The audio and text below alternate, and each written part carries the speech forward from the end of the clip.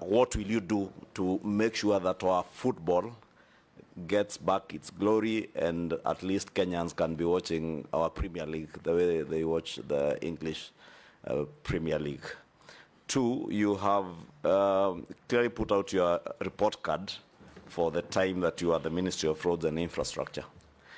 I remember a year ago, you appeared in Parliament and promised Parliament and the people of Kenya that you would be exploring PPP as a model, an alternative model of financing huge infrastructural projects.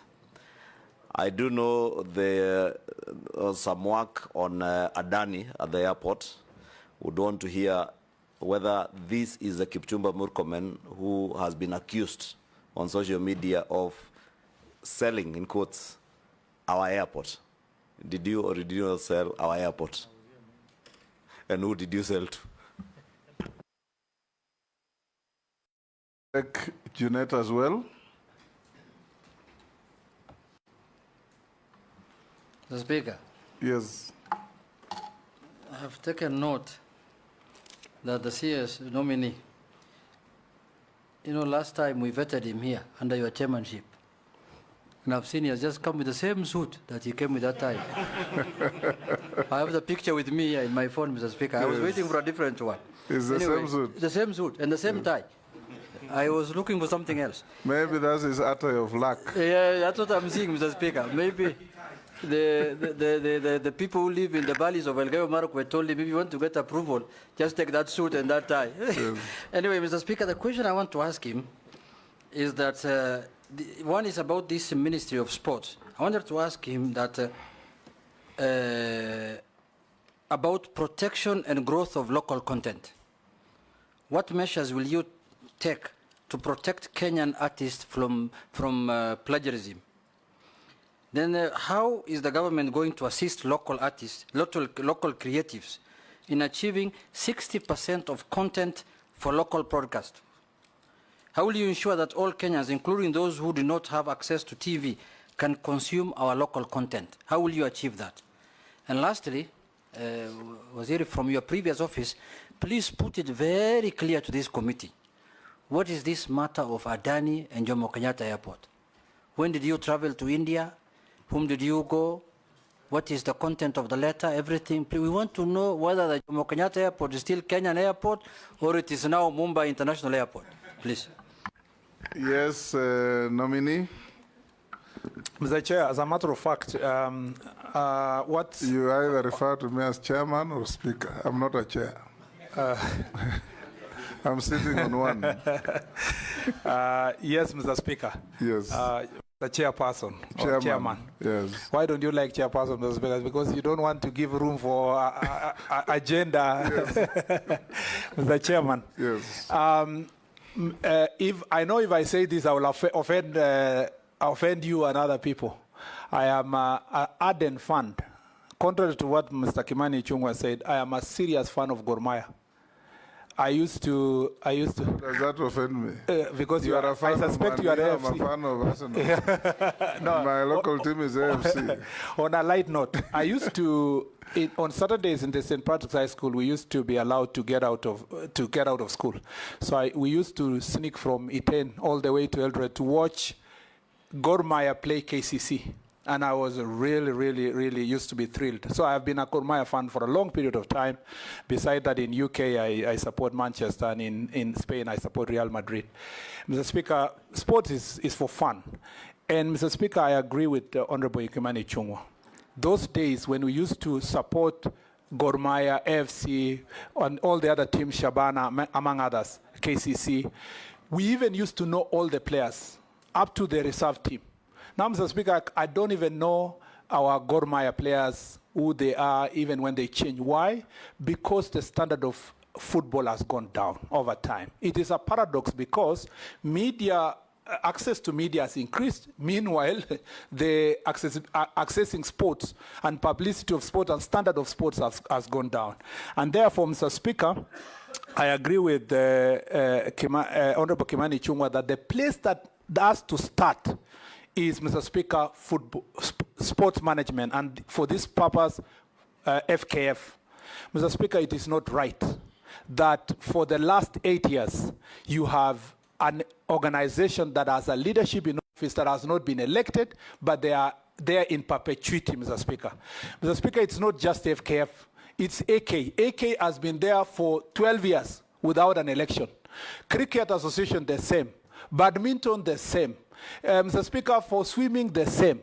There is a problem, a serious problem, Mr. Speaker, when it comes to sports management in this country. And Mr. Speaker, what is also worse is that there is a collaboration, and unfortunately, as an officer of the court, I have to say this. There is a collaboration between these organizations and, Mr. Speaker, court orders.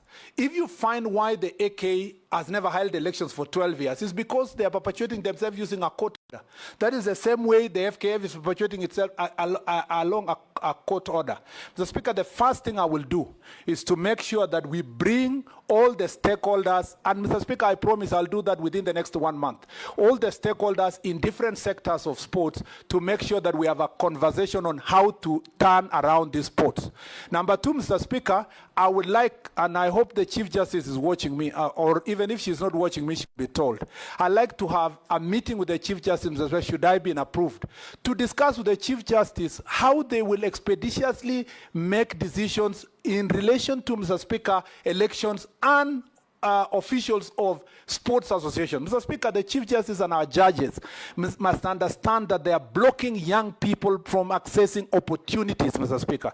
The third issue, Mr. Speaker, is that I am going to request those people who have served for more than 8 years in any federation, Mr. Speaker, to recuse themselves and give an opportunity to new people who have energy and vigor to be elected, Mr. Speaker, to make sure that they take over these associations. The last thing, Mr. Speaker, I'll say on that point is they will never recuse themselves. I know. Just restructure the constitution. I'm coming to the next one. Give them 2 terms, non-renewable. After 2 terms, 3 years, 4 years, they finish, they go. I was coming to that, Mr. Speaker. I was coming to the next issue. The next issue, Mr. Speaker, is that we will make sure that we will not finance any sports federation that, Mr. Speaker, is not following the Sports Act and does not do regular elections. Mr. Speaker, the other issue that we must deal with is that we cannot hide. Our sports federations cannot continue to hide, saying that the resources they get from FIFA or World Athletics Organization or International Badminton Organizations are not subject to auditing. We must audit that money, Mr. Speaker, and we will involve Ethics and Anti-Corruption Commission, we will involve DCI if it requires, Mr. Speaker. That money is given to Kenya, not for the association themselves. It's on behalf of the young people of Kenya, Mr. Speaker, and we must take them by the horns, Mr. Speaker. And I promise you, I am not an easy person to play with. I am going to go straight to these federations. I'm going to deal with these federations. And if they accept, if they want to, Mr. Speaker, to continue operating, they must accept to work with us. Lastly, Mr. Speaker, I'd like to say that to return our football and to return our sports, Mr. Speaker, back, we must also make sure that football management is done well, but on the other side, we must also support the private sector. For example, Safaricom with Chapadimba, they're doing a very good job in identifying talent. We need to encourage other associations, other companies, Mr. Speaker, with tax rebates that are paid on time and transparently to make sure that we return private sector to be able to support our sports teams, Mr. Speaker. Mr. Speaker, I know there are many other issues on sports, but that was very specific to FIFA and the cases that are there. Mr. Speaker, as a matter of fact, Mr. Mwenda is my friend, Mwendwa, and Tuei is a person I know. I want these people to just believe in the people of Kenya and give a chance.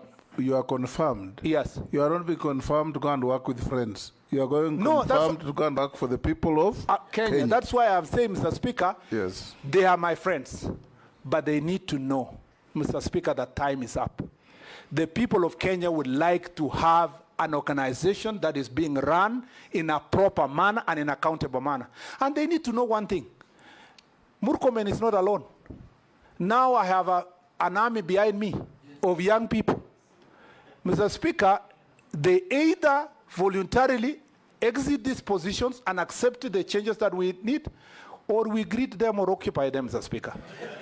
This is That will be unlawful. Mr. Speaker. And we encourage you not to go that route. No, Mr. Speaker. If you are confirmed. No, not illegally. We will do it, Mr. Speaker, in a peaceful manner. Because, Mr. Speaker, we will follow Article 37 very carefully, Mr. Speaker, to make sure that this is achieved. Mr. Speaker, I want to say that on the PPP issue of the airport, PPP is a very important concept of developing our infrastructure. You know that, Mr. Speaker, as I said earlier, on the road of Rironi-Mau Summit, already the previous government had committed itself on the PPP. Unfortunately, the contractor they worked with was not willing to ensure that there is no transfer of guarantee to the people of Kenya. That is the reason why we are terminating the contract. Otherwise, the road would have started if they had accepted not to transfer that burden to the people of Kenya. We are redoing that PPP because of that. Mr. Speaker, for the airport, I want to be very clear, Mr. Speaker, to the people of Kenya. I have not, and I do not have the capacity to enter into any PPP as a person, as a cabinet secretary. And I have not in any way sold the airport. Mr. Speaker, the truth of the matter is this. The president has said this publicly. The PCS has said this publicly. PPP, the people of Kenya need to be taken through the process of PPP. A PIIP proposal, which is the case of Joho Kenyatta International Airport, that is privately initiated proposal. Mr. Speaker, which is part of PPP. Mr. Speaker, is not the first one. The first PIIP, Mr. Speaker, in this country was the expressway. The expressway was through a PIIP. The government evaluated it. They found a proper contractor. Now we have expressway with a contract period of 30 years, transferable back to the people of Kenya once the road is used and maintained. Mr. Speaker, the difference between the expressway and the airport is that there was a proposal. And this is not just one proposal. People keep coming with proposals. Some are serious, some are not serious. Some you invite them to come for meetings, they don't come. When a PIIP proposal has been done, the contracting authority, in this case Kenya Airports Authority, goes through a preliminary process of establishing the viability and the verifying the existence of the company, the capacity, and so forth. Once they do the preliminary process, Mr. Speaker, as the case is in Jomo Kenyatta International Airport, that process now moves to PPP committee, PPP's directorate in the ministry, in the treasury. That process has not even reached the treasury yet. What the Kenya Airports Authority was to do is to first establish the relationship with the proponent. Now, they have reached a certain threshold now that they should be able now to do public participation and stakeholder engagement, after which they will send the report to PPP's committee. The PPP directorate will move it back to the contracting authority. The contracting authority will write to the ministry. The ministry, the cabinet secretary in charge of transport, when the time comes, will write to the attorney general. The attorney general will go through it, Mr. Speaker, if he agrees. Also, it is forwarded to the treasury minister. The minister, if he agrees, you do a CAB memo. And you know, Mr. Speaker, you have worked in government. A CAB memo will be circulated to among the parties. It's tabled in the cabinet. And if the cabinet agrees, they pass it. So for someone to wake up one morning and say all such an elaborate process would have involved one individual, let alone even one agency. A PPP process is a collective process of government. And I want to assure the people of Kenya that your assets are safe. Jomo Kenyatta International Airport is safe. When this process advances, and I hope it advances, we will get to the level where we will make sure that the product that we get is going to benefit the people of Kenya. One thing I want to assure you, the first thing I did was to resolve the dispute that was there. There was a claim of 20 billion shillings hanging on KAA. Through negotiation and mediation, we made sure that we negotiated out and only we are paying 600 million shillings.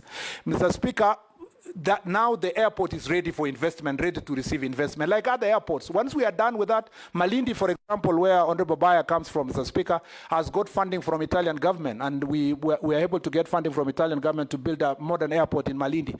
This is how we should move. If we succeed to get PPP in Jomo Kenyatta, and again, another thing I want to assure Kenyans, where the proponent will build the terminal, is the only size of land, maybe 20, 30 acres. It's not 1,000 acres, the total acres of Jomo Kenyatta International Airport. It's only a small section that will be concessioned where the property will build the terminal. And we need it. Otherwise, if we don't need it, Mr. Speaker, if we don't do it, we will become, Mr. Speaker, the last in this region. Ethiopia has defeated us. Rwanda is about to complete their airport. Tanzania has improved theirs. Even Uganda have a better airport. Even Entebbe is looking more presentable. The same Kenyans who are talking about leaking roofs, drainage systems, Mr. Speaker, very bad infrastructure at the CS nominee should be able to support that process. nominee. Yes, Mr. Speaker. You're just confirming one thing. Yes. Even the president lamented that the weakest link in his government was public communication. You seem to have all the facts, but nobody has been told. Mr. Speaker, despite the fact that PCS has said, despite the fact that the president is well communicated, but remember this it issue came because of the storm. But if it was explained along the way as you went about these things, the public would have understood you better. Let me absolve the KA for this reason. This is a proposal of March. Honorable of March. Yes. I think what we just need to we have to admit that we were bad communicators. Just assure Kenyans that you will communicate better in your next assignment and that you'll advise your successor to ensure that this message you have given us today of the great work you have done will go out to be known by the public. We can now. Yes, Unit. The Speaker, I agree with you. You see, Jomo Kenyatta is the biggest airport in the country. In the region. In the region, actually. And that's the biggest, one of the biggest assets Kenyans have. You want to go PPP with it. And Adani has written a letter saying that he wants to go PPP. You are not informing Kenyans that Adani, a man called Adani, has written to us. And you expect Kenyans to keep quiet. And they can see the airport was almost going. They will not keep quiet. They will not keep quiet. Mr. Speaker, let's move on. For the record, let me just say for the record. You are being evaluated for Minister for Sports, so let's move to sports. But my integrity on this issue is important. And we move on. That, Mr. Speaker, this is a proposal of March this year. Before you communicate to the people of Kenya, you always get every year 2-3 proposals. As a matter of fact, I can confess, we've received, for airports in Kenya, we've received more than 20 proposals when I was in office.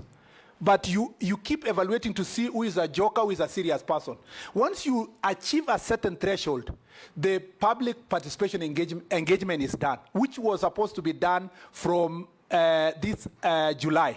But, Mr. Speaker, it coincided with the time that the president made the changes, when we were now supposed to do this. Number two, more than 5 times, I have communicated PPP on Jomo Kenyatta International Airport through Parliament. Several times I've been asked this question, and I've said there are proposals that we are working on, looking at, and we will communicate to the public about the PPP. So, Mr. Speaker, the time had not reached for us to make that public. You've made the point. The last thing I want to say is that Honorable Junet talked about protection of local content. I think, Mr. Speaker, we just need to be serious as a country. We need to implement our intellectual property laws, Mr. Speaker. I know that we have institutions in place, Kenya Copyright Board, Kenya Industrial Property Institute. We have also, Mr. Speaker, Anti-Counterfeit Agency, which I served as the first board member who are supposed to do enforcement. I think that needs to be done. Suffice to note, Mr. Speaker, that is not within my ministry. It is in the Arts and Culture Department in the Ministry of Gender, Mr. Speaker. Mr. Speaker, also in the terms of local content, I totally agree with Honorable Junet. We need to bring Citizen TV and Royal Media have a product that they try to support local content. Mr. Speaker, they want to go the same way with Sony Studio, Universal Studios, and so forth. We need to support more of the same of local companies that are going to take local content, air them, and, Mr. Speaker, pay our artists across the country. And this 60% local content is easily achievable if we find ways of engaging them. And I think what I have had for the short period after my nomination, I have engaged the sector. Many people think that this is one sector that has never had proper public participation. The people have the ideas, the stakeholders have the ideas. It needs just a leadership that is listening, and I'm going to listen to them, and we work together towards achieving this 60% local content. Members, one question each, and Minister nominee, you answer concisely and precisely. Naisula.